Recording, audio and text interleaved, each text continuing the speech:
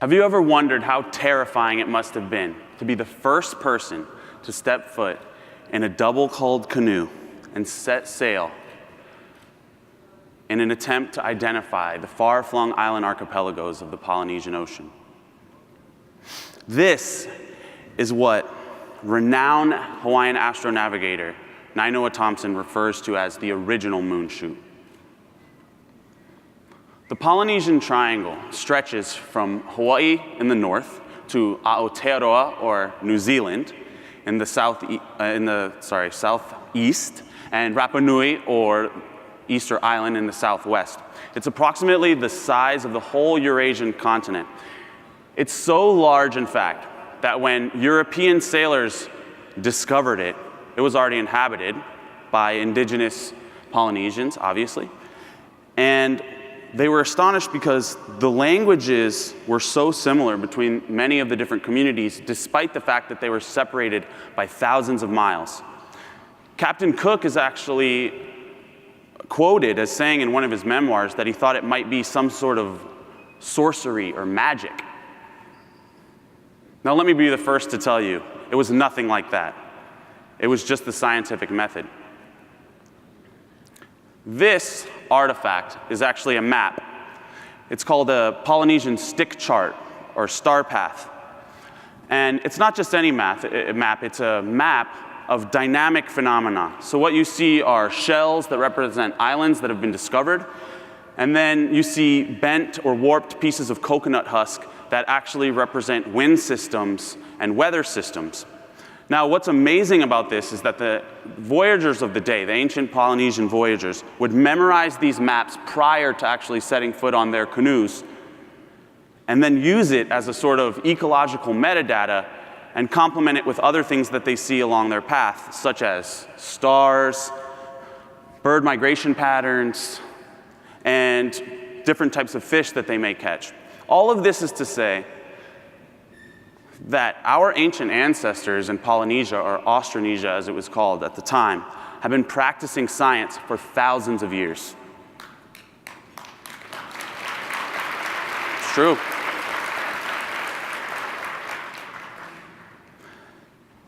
That's why when the media tries to portray different messages or promote a narrative about indigenous people as anti-science, I can't be anything but disappointed.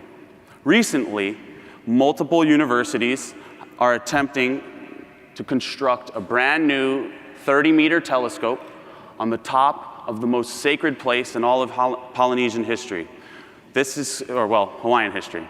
And this is called Mauna Kea. Now, this has never been a Galileo versus the temple kind of story. To me, this represents a symbol of the systematic oppression of indigenous people and the alienation of Hawaiian people from our land.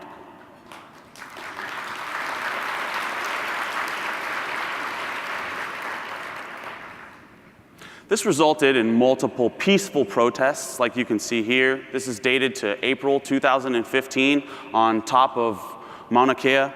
And to those with Hawaiian blood and our allies, this was never about a peaceful protest, activism, or hitting the right hashtag to let people know that you care.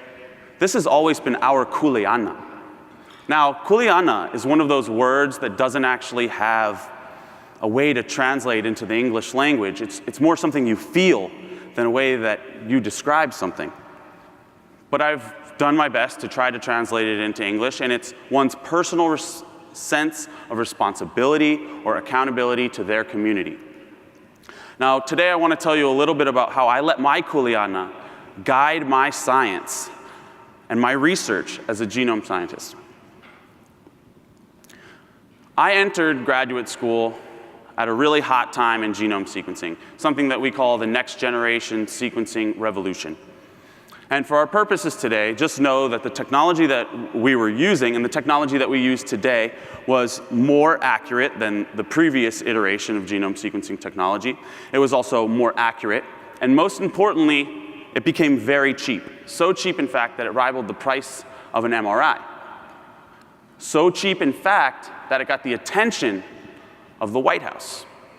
Here you can see Barack Obama sharing his knowledge about the double helix at a press conference in the White House.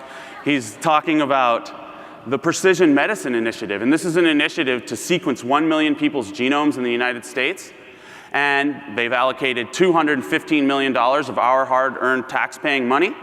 And some of the goals or agendas for this project are to understand the role of human genetic variation in the way that we metabolize drugs, to identify new targets for treatment and prevention.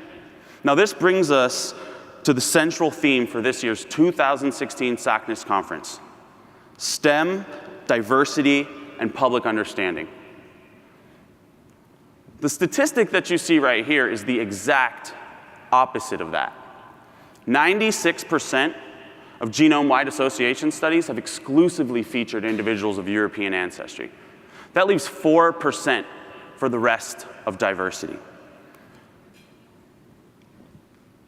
And in my own searching, I've discovered that far less than 1% of these genome-wide association studies have actually focused on individuals of indigenous descent, like Native Hawaiians and Native Americans. Many of us are here today. When we take a look at the diversity in two of my favorite states, that includes Hawaii and the most populous state in the United States, California, this is not a reflection of the diversity that we see in our everyday lives. So who was the human genome sequencing project actually for? To make matters worse, 95% of clinical trials have exclusively featured individuals of European descent. So how many of you have ever asked yourself if you'd be more or less likely to take a drug if you knew it wasn't tested on somebody that looked like you? We're also facing some serious health disparities in the United States of America. Hawaii, for example, has the longest life expectancy of any state in the nation. Yet Native Hawaiians, like myself, die a full decade before our non-Native Hawaiian counterparts, with some of the highest rates of cancer, cardiovascular disease, obesity, and type 2 diabetes in the United States of America. So how do we ensure that the people who need predictive and preventative medicine the most are not the last to benefit? My idea, my vision, is to indigenize genome sequencing technology, to make it more native, to value indigenous perspectives in the way that we conduct genome sequencing experiments moving forward. So how do we plan to do that? One way is by taking advantage of mobile genome sequencing technology. Some of these sequencers are the size of USB drives, and you could imagine bringing that technology into an indigenous space, de-blackboxing genome sequencing technology and encouraging a new level of citizen scientists. I've also identified a suite of tools that we might be using in the next generation of genome sequencing. This is mobile access to the internet in remote areas, cloud computation to democratize massively parallel computation, and open source access to genomics applications and algorithms like annotation and assembly. Now, I want to be very clear about something. Genome sequencing is not going to cure health disparities. However, mobile technologies might allow us to reimagine our relationship with indigenous communities and recast or reimagine a history of distrust. And I want to give you a few examples of ways that this technology might be used in my own community. This is a fish pond in Kaneohe, Oahu. We have been using this type of fish farming for thousands of years.